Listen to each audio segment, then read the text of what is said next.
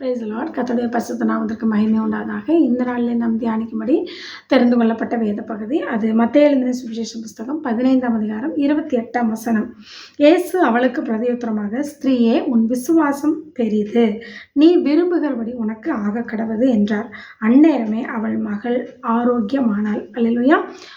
ஒரு பெண் ஆண்டவர்கிட்ட தன்னுடைய பிள்ளையுடைய சுகத்துக்காக வேண்டிக் கொள்கிறாள். அப்படி அவள் வேண்டிக் கொண்ட உடனே ஆண்டவர் சில காரியங்கள்லாம் நடக்குது. ஆனாலும் அவள் தொடர்ந்து ஆண்டவர்கிட்ட தன்னை தாழ்த்தி கேட்ட பொழுது, உன் விசுவாசம் பெரிது, நீ விரும்புகிறபடி உனக்கு ஆக கடவுதுன்னு சொல்லி ஆசீர்வதிக்கிறார். இன்றைக்கு நாமும் நம்முடைய வாழ்க்கையில் விசுவாசத்திலேருந்து தளர்ந்து போகவே கூடாது. தொடர்ந்து ஆண்டவர்கிட்ட கேட்டுக்கொண்டே இருக்கணும். ஆண்டவர் இரக்கம் செய்யும் வரைக்கும் நீங்கள் தொடர்ந்து ஆண்டவர்கிட்ட கேட்கும் பொழுது ஆண்டவர் உங்கள் மன விருப்பங்களை நிறைவேற்றுவார். அதே நேரத்தில் நீங்கள் கேட்கறது நியாயமானதா, சரியானதா, தேவனுக்கு உகந்ததா, தேவ சித்தத்தின்படி கேட்குறீங்களா?